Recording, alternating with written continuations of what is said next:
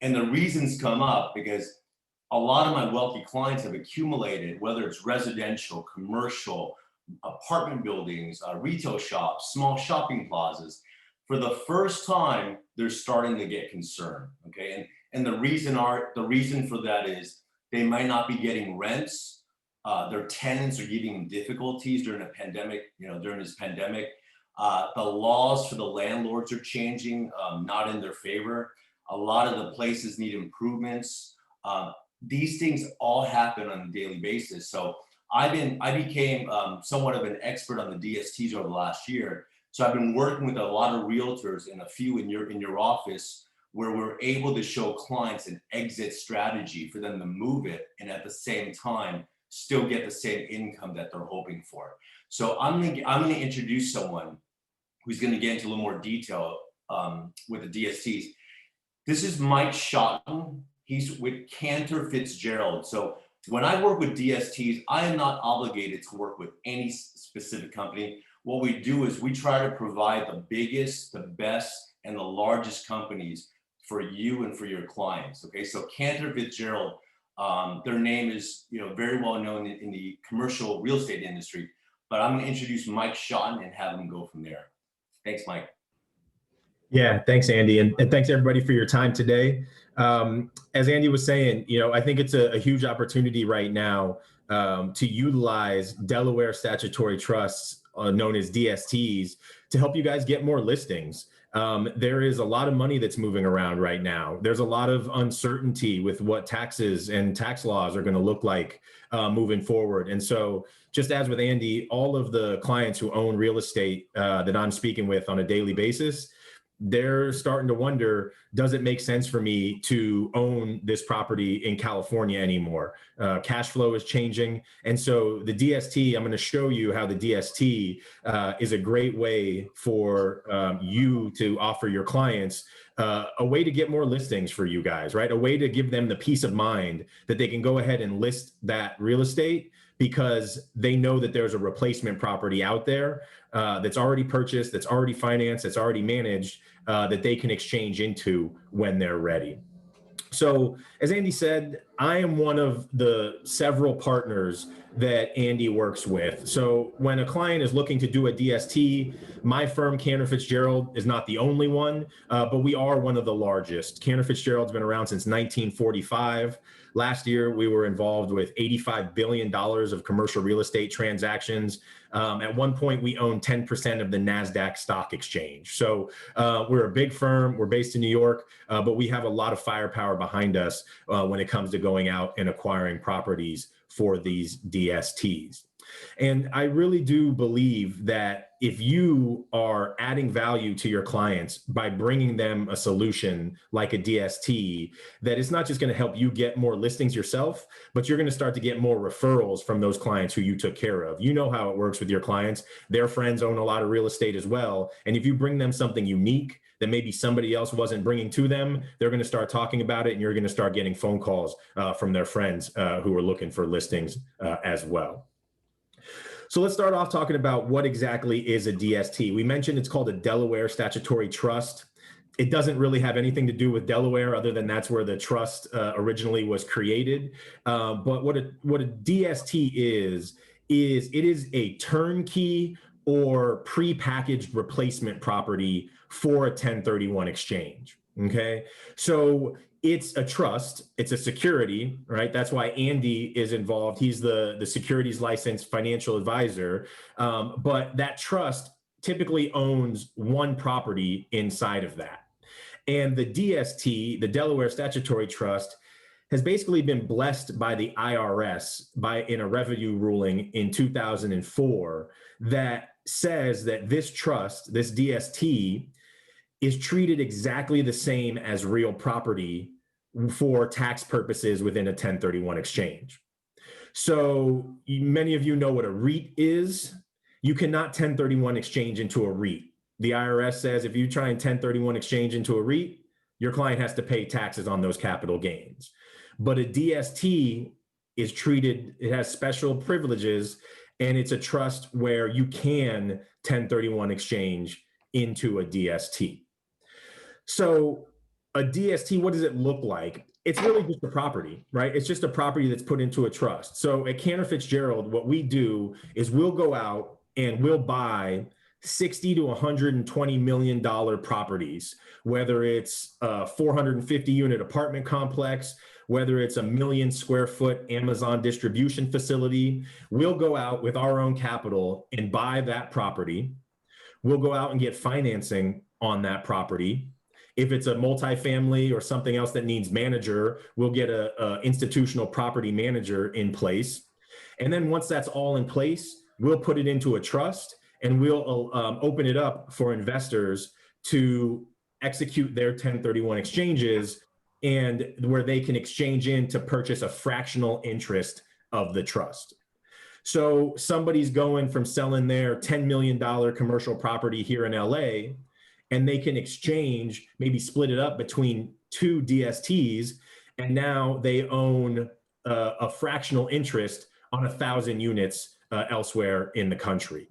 And so DSTs really provide clients a great peace of mind because it's already purchased, right? We know with 1031 exchanges, there's these hurdles. They're fantastic, right? The amount of money that's been saved in taxes on a 1031 exchange by real estate investors is huge. It's one of the best pieces of tax legislation in our tax code. But there's different ways that the IRS will try and trip up the investors to make sure that, hey, maybe the U.S. is gonna take some of that in taxes because you weren't able to execute the 1031 exchange correctly. We know there's a 45-day identification period, right, where you have to identify the properties that you're going to exchange into, and then you have a total of 180 days to get into your replacement property by that time. So I'm sure many of you have had situations where you're speaking with your client. They're ready to list their property, right? They want to get out from under it, whether it's something COVID related where the cash flow isn't where it was, whether it's they're getting older and they just don't want to manage this property anymore, and their children aren't really interested in managing the property, right? They want to get out from under this property, but they've got huge capital gains, right? We've all seen what cap rates look like these days, what prices have done over the last 5, 10, 20, 30 years in this area. And so what do they do if they want to execute a 1031 exchange, but they don't want to manage it anymore? Or what if they're worried about how low the inventory is in the market, and how that they're worried about trying to identify a property within 45 days that they know they can close on, right? So often they'll come to you and say, I'll list this property, but you've got to find me a replacement property before I'm willing to do so, right? And so what the DST does is it gives you that replacement property in your pocket. It gives you multiple replacement properties in your pocket that you know are going to be there when your client is ready to list, when you sell that property for them, and then when they're ready to execute the 1031 exchange. So we've seen this with many agents, both residential and commercial especially, is that if you are bringing a DST as an idea to your client and making them feel comfortable that it's okay to list because you're going to find them not just an appropriate, but a really attractive replacement property for them, that they're going to go ahead and give you that listing because they know that they're going to have something to exchange into, right? There's nothing worse than a client having to blow an exchange and having to pay capital gains taxes on those capital gains. And so it's that peace of mind that the DST offers. So typically with a 1031 exchange, when you have to identify the properties, most of the time you'll identify 3 different properties.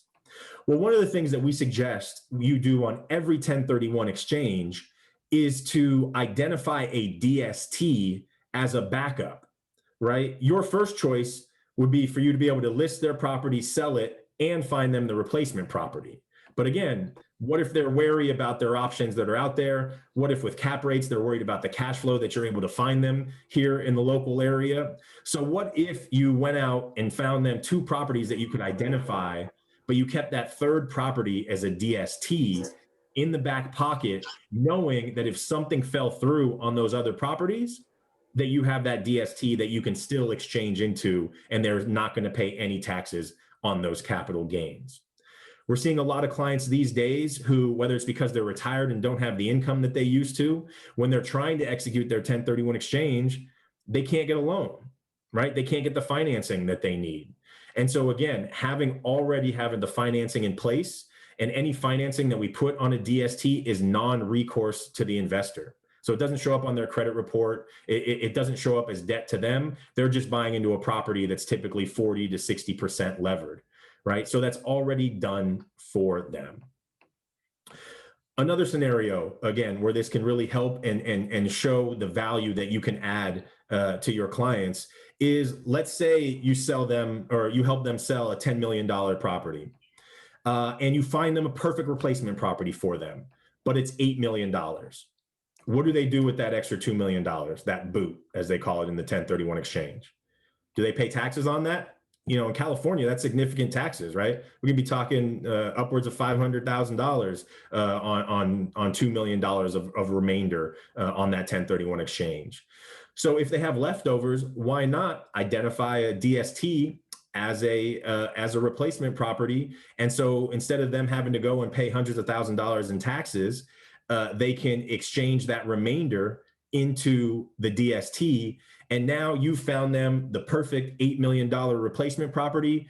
Plus they could go and get a DST where they're getting, again, maybe an Amazon distribution facility or 450 units of multifamily in some place like Texas, right? And so now by combining your skills and finding them a replacement property with the DST, now they're not paying any money in taxes, right? And it was you that brought them that idea. And again, they're going to have one of their friends or somebody that they know that's going to be in a similar situation, and they know that you are going to be able to help them with that. So we just really see DSTs as a great place for you to really expand. You don't have to know a ton about them. You just have to know that they're out there and identify the situations where they can help you bring solutions to your clients that you might not be bringing to them otherwise. You know, I'm getting a lot of calls these days, right? Because clients are worried about what's going to happen going forward. As Andy mentioned, it's one of the first times that, clients are worried about owning real estate in Southern California. There's rent control initiatives on the ballot going forward. There's Prop 15, where a lot of your commercial real estate owners could have their property taxes be based on the current value rather than the value when they bought it.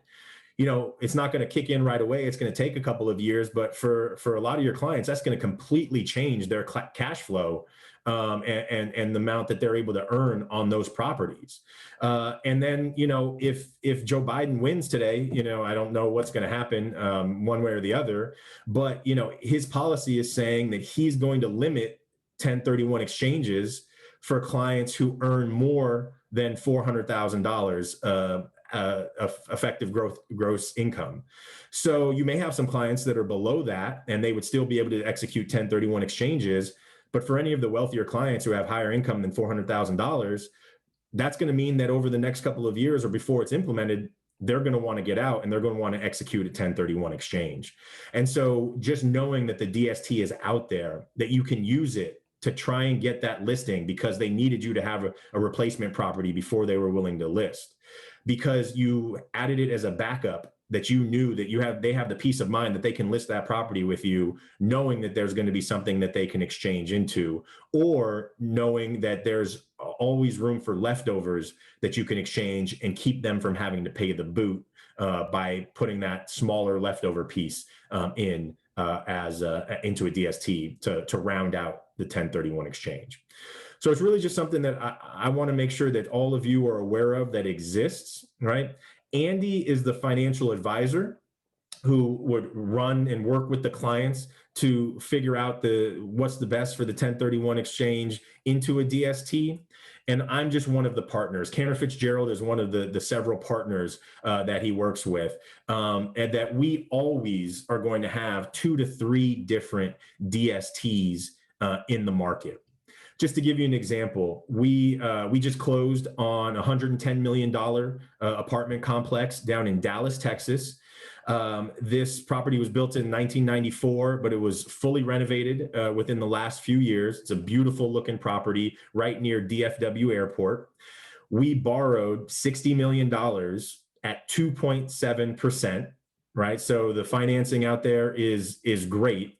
You know, I call it Costco pricing versus 7-Eleven pricing, right? Where the pricing per unit on 450 units just looks very different than it does on 5 and 10 units. And so if clients are looking to get out of California, we've never done a DST inside of California. The states where we typically are Texas, are Florida. We have 2 properties in Nashville. We have properties in Louisville, Kentucky, right? These are all areas that are seeing population growth, job growth, and therefore rent growth. And so you can feel confident when you refer your clients to Andy, that he's going to not just be putting them into, you know, something that's not institutional quality, that he's putting them into something that's been, you know, heavily due diligenced, that's been looked at by a firm like Cantor Fitzgerald, and they're getting the best pricing, the best financing. And typically the property managers on our multifamily, they manage upwards of 40,000 units across the country, right? So these are institutional property managers who are doing a great job for your clients if they decide to go in that direction. We see the DST really as free insurance for the 1031 exchange. Again, imagine if you could get car insurance for free, get life insurance for free. Having that DST in your back pocket as insurance in case anything happens with their 1031 exchange is invaluable to your clients, knowing that they're not going to have to go ahead and pay those taxes. I mentioned, you know, Amazon distribution facilities, right? If clients love net lease, and you're able to find them, you know, maybe one of those quick service restaurants that they want a 1031 exchange into. Well, think about, you're able to find them that replacement, and they get a portion of a $100 million Amazon distribution facility with a 15-year lease negotiated by a firm like Cantor Fitzgerald. So what we're really trying to do is help you have just a number of different solutions in your pocket that you're bringing to those clients, and helping them understand that there's multiple different things they can do if they're looking to do a 1031 exchange. A DST will typically last 4 to 5 years. So if they put the money into a DST, that money's not tied up forever. The money goes in for 4 to 5 years. They're earning cash flow on that the entire time. Right now, our properties are earning the clients, net of all expenses, around 4.75 to 5.5%. So they're earning that on a monthly basis. They're getting paid on the 15th of each month. It's passive. So they're just receiving a check. They don't have any management responsibilities. And then at the end of the 4 to 5 years, we're going to sell that property. We're going to give them 2 to 4 months notice that we're selling the property. They'll engage the qualified intermediary. But the great thing about a DST is they don't have to just go back into another DST. They can go back and buy another piece of real property at that time. So they have all the flexibility that they have now when you're listing and selling their property for them. They go into a DST for a few years. And then if they want to get back into buying a piece of real property, who are they going to go to try and help them find that property, right? The person who gave them this solution in the first place. So it gives you an opportunity to get more business down the road, right? We look at this as not helping you just get listings now and referrals now, but helping you get more business for years to come. So one of the things that we typically do, again, you don't need to be an expert in DSTs. You just need to know that they exist and how and where you can use them to help your clients. And then what we typically do after a meeting like this is set up a one-on-one Zoom or set up a one-on-one in person, go out to lunch, sit outside somewhere, and go over your particular case. You may have 2 or 3 of them, but walk through and talk about how the DST can fit in something like this. I know cash flow is extremely important for clients these days. That 4.75 to 5.5%, one of the great things about a DST and being a security is it's just paperwork that's need to be filled out to invest in the DST. And from the time the client sells their property and the money goes to the qualified intermediary or the accommodator, we typically have closed on the DST within about 72 hours.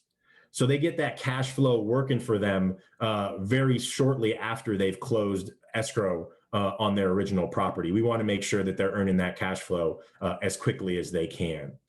So DSTs are great. Again, Delaware Statutory Trust, they're just super flexible. You can go in with as little as $100,000 in leftovers. You can diversify, across multiple different DSTs with just one extra set of paperwork. And again, closing within 72 hours. So it's that peace of mind. It's that flexibility. It's that surety of closing because we already have the property closed and that equity available for investors that we've seen really has allowed a lot of brokers that we work with, especially on the commercial side, because so many of the clients are executing 1031 exchanges, that this has really helped them to just get more listings that they wouldn't have been able to previously, or just find that perfect solution, whether it's a combination of property and a DST that's going to allow them to feel comfortable executing the 1031 exchange fully. So again, that they're out there. They're there to help you and your clients solve for specific situations. Cantor Fitzgerald is just one of the many firms that Andy and his firm work with. And we would love to be able to, again, set up a one-on-one meeting to help walk through any potential clients that you think would be the right fit. So I'm going to stop there and just see if there's any questions. I really appreciate you guys' time today. Not everybody at once, guys. Feel free to unmute yourself because you're muted, because we're going to have funny background noises. Mike, that was to the point. Thank you. Any questions, guys, or comments? Any of you familiar with that? Yeah, go ahead. Hi, good afternoon. This is David Yashar. Great presentation. I have a couple of questions, but let's start with this. And I apologize, you got cut out, and it's my fault because I'm in the car. One of the question is, yes, the average return between, you said 4 to 5.5%, and you can go in as little as $100,000. You can even do it as short as, let's say 72 hours, right? 3 days, start to finish, if you decided to do a DST, correct? That's right, correct. And of course, you guys are paying commission. And I know you touched on that, and maybe I got cut out. I didn't hear anything, right? So this is a security. So if you're not securities licensed, there are still ways to go ahead and get you paid. And it's typically on a case-by-case basis how we work that out. So okay, well, the case-by-case, I mean, we just have to, say, okay, this is a property, this is what we want, or you guys have a standard fee for agents like KW that, let's say, bring in a buyer? Yeah, so we can work it through a consulting fee where basically money is left at the qualified intermediary, right? That doesn't get exchanged, that can be paid out to you. And it depends on the size of the case and the specific situation. Okay, so consultation fee anywhere from, let's say, 5 to 10%. It just all depends on the situation. Okay, so that's fine. We'll talk about it. Next item. One of the things, of course, and I don't know if you touched on this, I know all the highlights and all the good, but here's the situation. The guy goes in, he does this, and about 6 months, not 6 months, let's say about a year, because your average holding period, if I'm not mistaken, you said 2 to 3 years? 4 to 5 years. 4 to 5 4 years. to 5 years. Yeah. Mr. XYZ comes in, he has an emergency, he has to get out, he wants his funds. What happens at that point? We can execute a 1031 exchange for him out by finding an investor who wants to take his interests in the trust. So we can execute a 1031 exchange out. These are not meant to be for somebody who wants to park it for such a short period of time. Typically, Exactly. we would recommend that they stick with it for the 4 to 5 years. But if they absolutely needed to get out, we can execute an exchange out for them as long as we find somebody who's willing to take those shares. And sure. And on any deal, and if he's done a good deal, I mean, he bought it, let's say, for $1 million, you would think after about a year and a half, considering he did a good deal, there's going to be some appreciation. So when let's say that happens, what happens to the guy that came in with $1 million? He says, hey, I got to get out. Then you say, okay, we're going to find somebody to buy it. First is to find that buyer, right? What if you don't find a buyer? What happens at that point? Are you stuck in the deal? Yeah, we're raising money for these all the time. We always have multiple deals, and we're raising a good amount of money. So we always have clients who are looking for interest in DSTs. There's always people executing 1031 exchange that exchange into. So finding a buyer isn't necessarily a problem. Getting to your original question, it's finding the right price that makes everybody happy when somebody has to exit early. And so typically the client who has to exit would take some sort of a discount because the buyer who's getting in halfway through isn't going to want to pay full price. So you will, if you had to, you may have to walk away discounting your position from original day one purchase. That's correct. Okay. Yeah, it depends on how long you've been in, how much appreciation there's been during the time frame. But yes, that is a possibility. Okay, so I just want to make sure everybody understands that. And again, I love it. I think it's a great opportunity. As a last minute, and the way you explained it, you did a great job, Michael, the way you explained it. But I want everybody to hear that if the guy comes in and he has to get out after a year or 2 years, because your average holding is like 4 to 5, you're kind of, in a way, locked in.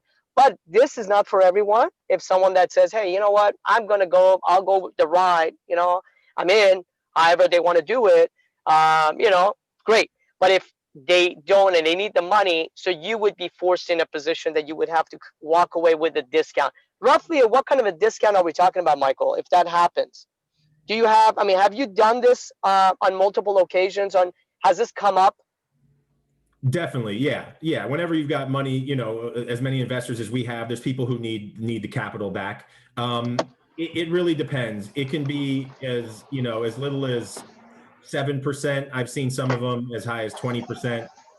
It just really depends on the situation. All right. So 7 to 20%, let's say, if they have to get out early and there's no other fee, there's no exit fee, no other items that you have to deal with. You just say, hey, this is the buyer. You bought it for $1 million. He's willing to, pay, let's say, $800,000. You either in or you're out, and this is the number, correct?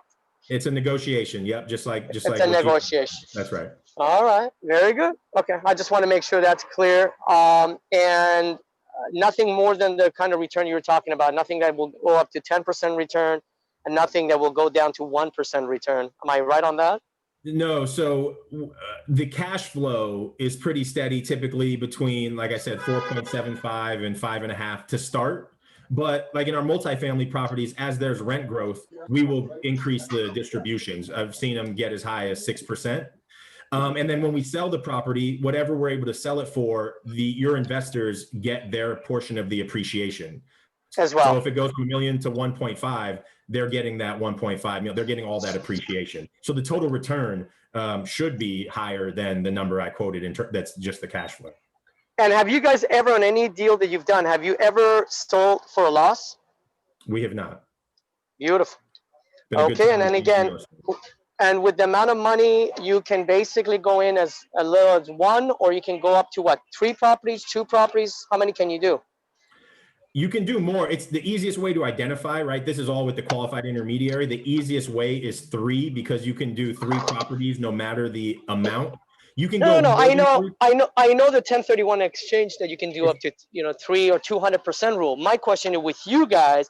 Let's say the guy already got 2 properties lined up. He's taking that 500,000 as an example, and he wants to put it in your DST. My question is, can you take that 500,000 and deviate up into, let's say, how many of your properties? 1, 2, 3, 4. For your example, you could do 5 because it's 500,000 and we have $100,000 minimum. So Got you it. can divide it across 5 different DSTs. Got it. Beautiful. That was the question. Right. Okay. Fantastic. Thank you. Good question, David. Thank you. Another question over here, Michael, from Cliff. Does DST replace debt as well? Absolutely. Typically, our DSTs are going to be between 40 to 60% levered. and that debt is replaced, right? The question is there because on a 1031 exchange, you have to replace equal or go higher in the amount of debt that you replace. The IRS doesn't want to see you reduce the amount of debt that the client owes within a 1031 exchange. And so absolutely, we typically have between 40 to 60% leverage for a client. They'll be at different levels. So a lot of times what you'll see is clients using the DSTs based on the amount of leverage they have to get right about the amount of leverage that they had on their property, right? Or if you're using it as a leftover, maybe you borrowed more on the replacement property, but you can bring it down by using a DST that only had 40% leverage. So we absolutely replace debt for our DSTs. I mean, it's going to come down. I'm sorry, this is David again. Manny, I think it's going to come down when the time comes. I mean, the accommodator and the accountant is going to get involved with these guys, and they're going to go back and forth and make sure that the client is taken care of in every angle. So he doesn't have to, like you say, the famous word boot. You're going to be paying taxes. And that's kind of a good thing because you guys do this day in and day out. And, you know, it's a combination. You guys, accountant and accommodator, all got to communicate well to make this happen, of course. That's right. And one other thing I wanted to mention as we were talking, if a client passes away while they own a DST, they get the same step up in basis as they would have if they owned a piece of real property. So it's treated exactly the same as a piece of real property in the IRS's eyes. Michael, let's be positive, man. Let's not talk about passing, my man. We always got to be planning. I know. Anyway, okay. Thank you. Go ahead, Manny. I'm so sorry.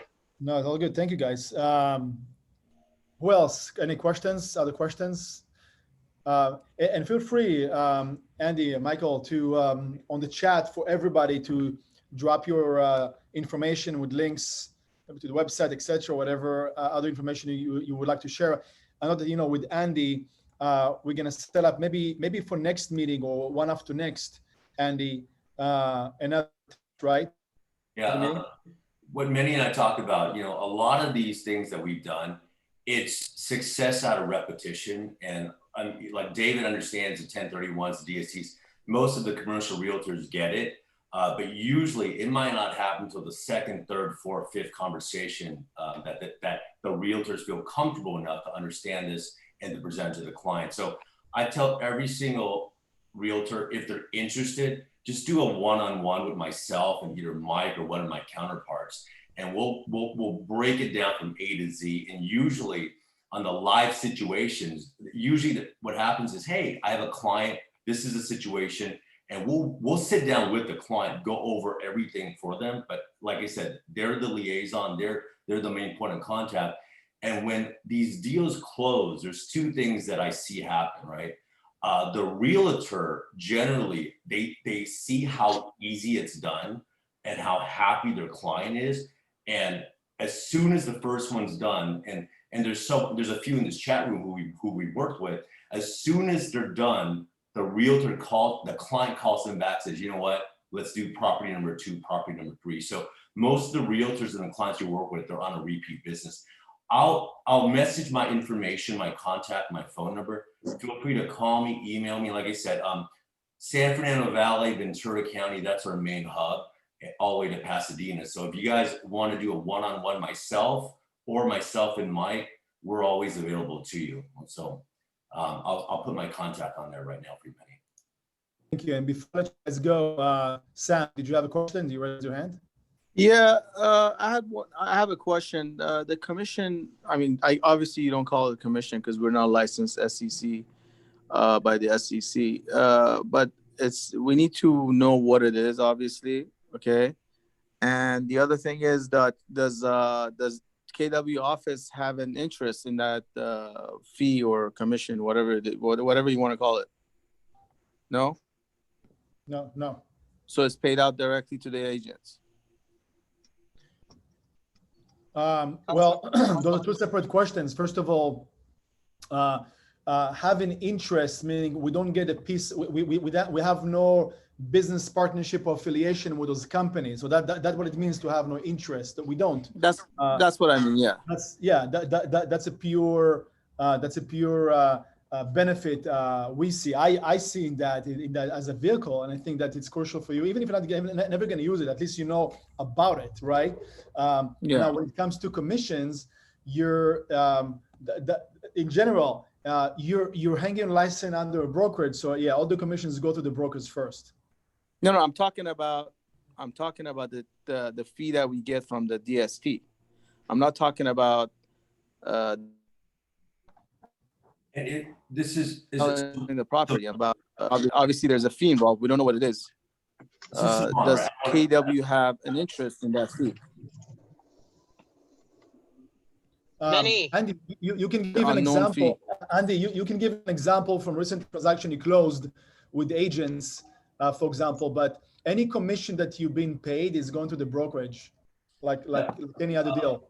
Okay, I'll share that really quickly. So usually, typically, right, when we sit down with an agent or a client, right, my main focus is to get you listings, right? So the moment the realtor gets the listing, you're going to make your commission or your sales fee on the listing, right? So the beauty of it is, in this hot market, if you're getting a listing, you're pretty much going to have that thing sold within 30 days, right? So you're going to get the listing fee on that part, right?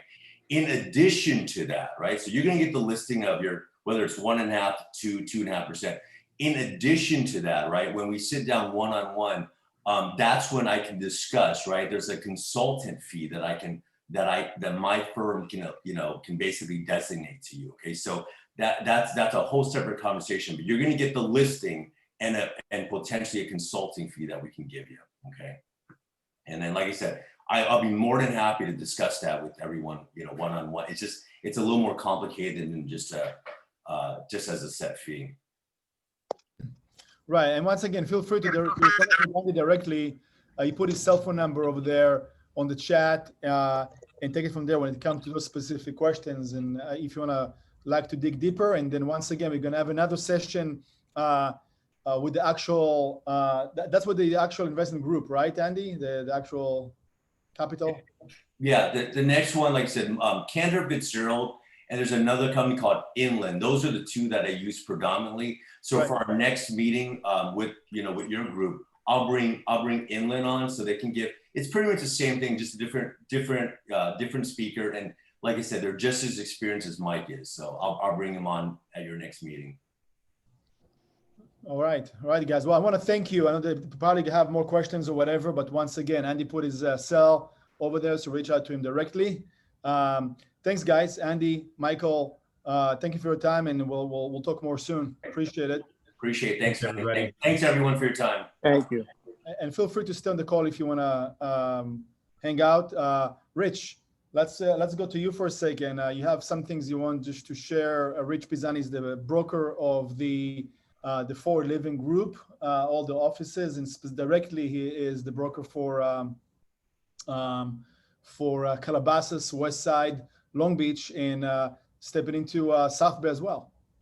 Yes. Obviously today is election day, and so when many ask me what to talk about, there are a couple of propositions on the ballot today that affect real estate. And I was on a call last Friday with brokers throughout the state and CAR leadership, and they were talking about these propositions, and one that affects commercial, and Michael mentioned it, is Proposition 15. Unfortunately, the polling on Proposition 15 is moving towards it being passed. So it is going to affect the commercial real estate market. So sorry to be the bearer of bad news, but I am the broker, and I'm always the bearer of bad news. So but then on the other hand, it looks like Proposition 21, which is the additional rent control, it doesn't look like that has much legs. And 19, the tax portability, it's too close to call. So so there's the update from in regards to the election today. So we'll see what happens. Any questions for Rich? Complaints, concerns? Complaints. There's a I'll button at the take it. front. Put the complaints up there. Just gonna pick it up. Yeah, well, once again, some say that 2020 cannot get any worse. So whatever it is, it's we have to figure out next year. 2021 is going to be the year of the dragon, right? So all right, it's all good. Thanks, Rich, for the insight. I know that David is still on the call. David is sharp. I am. Yes, sir. I am. I pulled over because of what you and I discussed. Yes, sir. Yeah, pulled over. So we're not going to be pulled over. One thing you want to share with us, a couple of things. Just go for it. All yours. Well, I mean, honestly, I'm involved in a couple of transactions, and one of them I just want to touch on that it's to everyone it's critical, it's important. I mean, it's just, I would say commercial real estate 101 in a way, but kind of in a more of a detailed fashion. Just any transaction you guys are working on, any corner properties, even mid-block, make sure you are doing your due diligence, especially on the environmental side. I'm involved in one property that it's gone under contract once with another buyer, and then we were told they backed out due to maybe the physical continues, but I get a feeling that it was an environmental. And long story short, the buyer's gone forward. He's already invested on the phase 1 and part of phase 2. And these are always negotiable, but moving this conversation forward. So we're at phase 2 now, and there's a cleanup, and the cleanup, it's going to be somewhere around $100,000.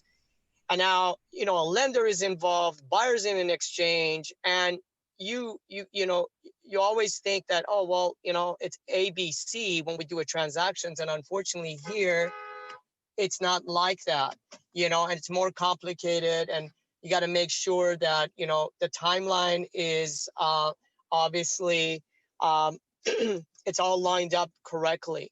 If you're doing an environmental, you got to make sure that the bank is okay with. You got to make sure that the timing, what the environmental consultant tells you, is consistent with what, obviously, with what the lender can do, etc. Again, I'm having this discussion with you because I am, me, my team. I mean, we're working our behind off, but we don't have nothing until all these items, all these due diligence, especially environmental, is addressed and looked at. On any transaction, you're really quarterbacking it, maybe once a week.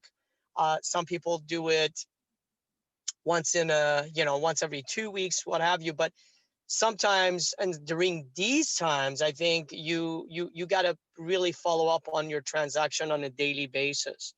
I tell you this as a friend. I tell you this as another associate or a colleague, whatever you want to call it, because, it is very difficult right now to put deals together. I mean, put aside, we deal with the COVID, we deal with all the negativities, but we always, as an agent, we always try to turn things around and make it positive and make that deal go forward and take it to the finish line and get it wrapped up. And, we have an important position here. So, and you're the professional, and you got to step up. You got to step up to the plate more than ever now.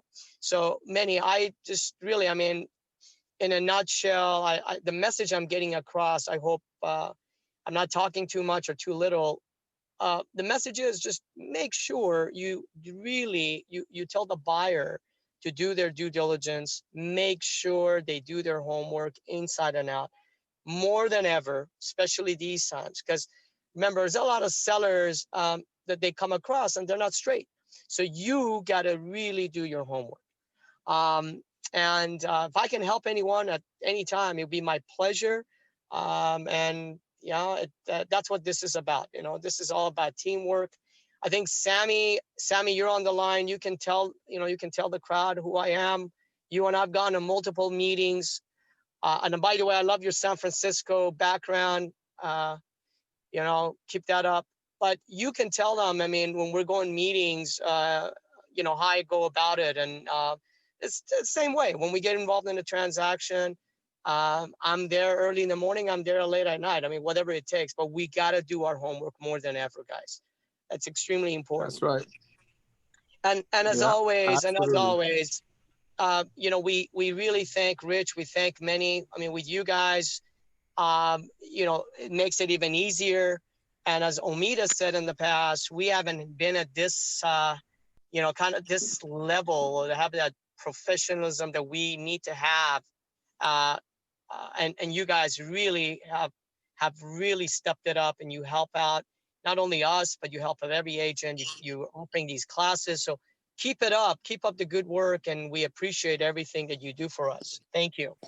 Thank you, David. Thank you, guys. Appreciate it. And well said. You know, it's all about the collaboration over here in that level, especially, you know, the commercial people are very distant just because of the nature of that niche as well. And not to talk about, you know, being even more on island. So definitely, this is the right way to go. Any other questions, or anybody want to share something else? So if you have anything, any, you know, buyer needs or exchanges or listing, etc. Manny, I have a question. I apologize because Morgan has been very helpful, and thanks to her. I don't know if she's on the call or not. Is Morgan on the call? No. No.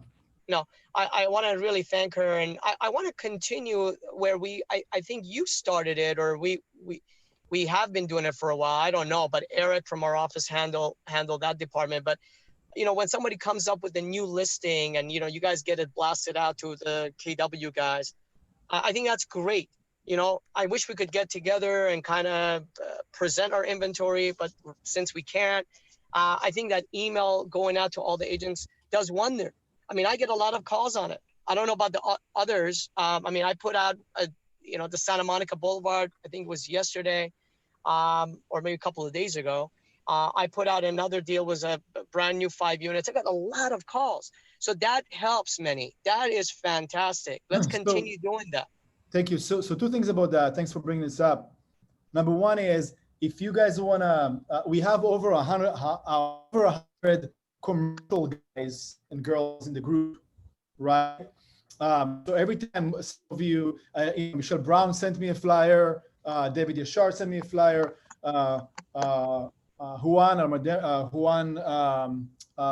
Bustamante.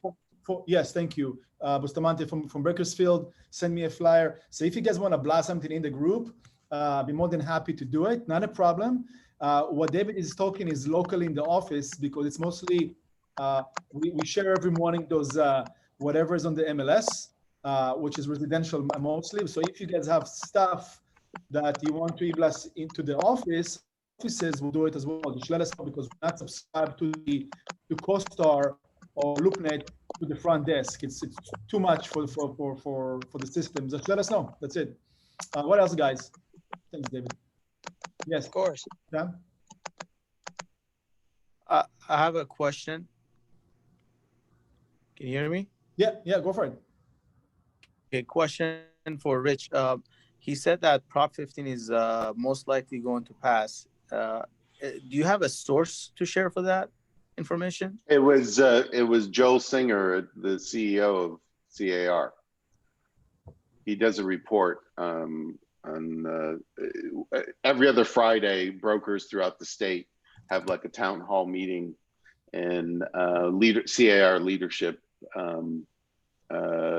talks at that meeting, and it was Joel who mentioned it looks like the polling is. It looks like it's going to end up passing.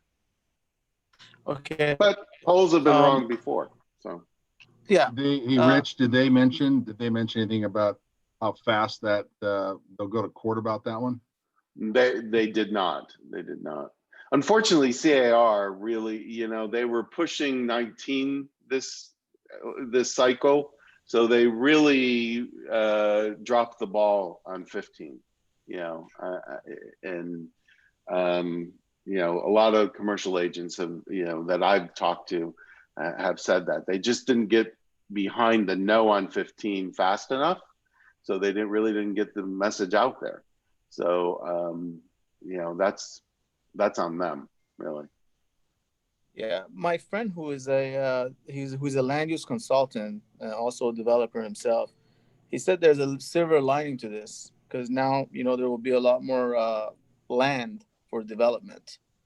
So, I mean, it's not going to be all bad. I know it's not so great, but also there's a silver lining to it.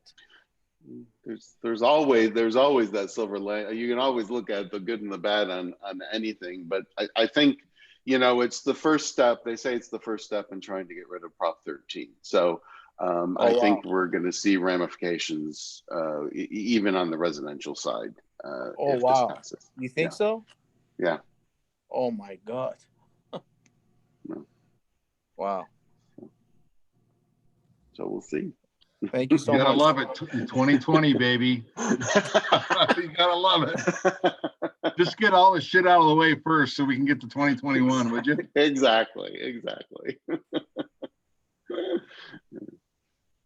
Yeah. Well, you know what Thank you so much, Manny. make it tougher. So all right, guys. Anything else, guys? Anybody want to share something else? Anything you have? On that note. Yeah, Rich, that's all for you for today. I'm muting. You're done. We'll talk tomorrow at the meeting. Right. Oh, by the way, tomorrow we have the office team meeting, 10 a.m. And I'm going to have Oscar Way. He actually was a guest over here on this platform. He's the senior economist for the California Association. So he's going to be our guest tomorrow for the office meetings virtually as well. Well, it's going to be virtual. So if you want to plug in and listen to the statistics, mostly residential, but he's probably going to touch different aspects of, 10 a.m. tomorrow for probably 30, 40 minutes in the meeting. Anybody else? Anything else to share before I'm going to let you go back to the real world?